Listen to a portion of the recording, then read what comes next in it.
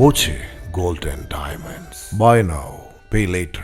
പാലക്കാട് നഗരസഭാ കൗൺസിൽ യോഗത്തിൽ വീണ്ടും പ്രതിപക്ഷ ബഹളം. നഗരസഭയുടെ മാട്ടുമന്ത ശ്മശാനത്തിൽ ഷെഡ് കെട്ടാൻ അനുമതി നൽകിയതിലും NSS മതിൽ കെട്ടി തിരിച്ചതിനെതിരെയുമായിരുന്നു പ്രതിപക്ഷ പ്രതിഷേധം. കൗൺസിലിൽ വിഷയം പ്രതിപക്ഷ കൗൺസിലർമാർ ഉന്നയിച്ചതോടെ കൗൺസിൽ ബഹളത്തിൽ കലാശിച്ചു.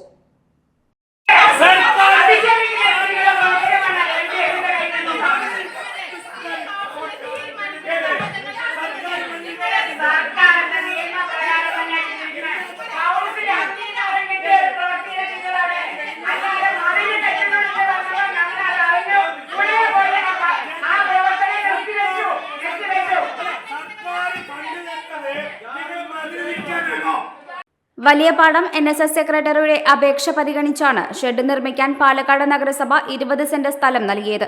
ഈ സ്ഥലത്ത് NSS ചുറ്റുമതിൽ നിർമ്മാണം ആരംഭിച്ചതായിരുന്നു വിവാദത്തിന് കാരണമായത്. 1 നൂറ്റാണ്ടിലധികം പഴക്കമുള്ള പാലക്കാട് നഗരത്തിലെ പൊതു ശ്മശാനത്തിലാണ് NSSനായി പ്രത്യേകം സ്ഥലം അനുവദിച്ചത്. ജാതി തിരിച്ച സ്ഥലം അനുവദിക്കുന്നത് പൊതു ശ്മശാനം എന്ന ആശയം തന്നെ ഇല്ലാതാക്കുമെന്ന വിമർശനമാണ് പ്രതിപക്ഷം ഉയർത്തിയത്.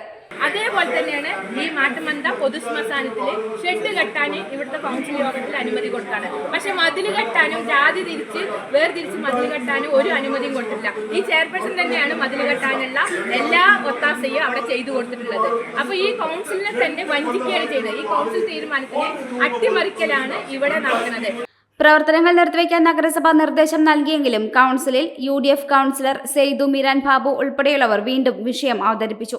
തദ്ദേശ തെരഞ്ഞെടുപ്പ് നടക്കാനിരിക്കെ പ്രതിപക്ഷ പാർട്ടികളുടെ വാർഡുകളിലേക്ക് ഫണ്ട് അനുവദിക്കില്ലെന്നും ആക്ഷേപം ഉയർന്നു. അതേസമയം BJP വാർഡുകളിലേക്ക് കൃത്യമായി ഫണ്ട് അനുവദിക്കുന്നുണ്ടെന്നും പ്രതിപക്ഷ കൗൺസിൽ കുറ്റപ്പെടുത്തി. ഞങ്ങൾക്കിവിടെ പറയാനുള്ളത്, UDF പറയാനുള്ളത് ഞങ്ങളുടെ വാർഡ് വർക്കുകളുടെ ജനങ്ങളുടെ ആവശ്യമാണ്. കാരണം 2024-25 ഞങ്ങൾക്ക് ഫണ്ട് അനുവദിച്ച് തന്നിട്ടില്ല. 2025-26 ഞങ്ങളുടെ അവസാന വർഷമാണിത്. 2025-26 വർഷത്തിൽ ഞങ്ങൾക്ക് ഫണ്ട് അനുവദിച്ച് തന്നിട്ടില്ല. DPCക്ക് പോയിട്ട് DPC ഇതുവരെ അംഗീകാരം തന്നിട്ടില്ല. ഞങ്ങളുടെ വാർഡുകളിലേക്ക് ഞങ്ങൾക്ക് ഇറങ്ങിച്ചെല്ലാൻ പറ്റാത്ത അവസ്ഥയാണ് ഈ BJPന്റെ ഭരണസമിതി ചെയ്തിട്ടുള്ളത്.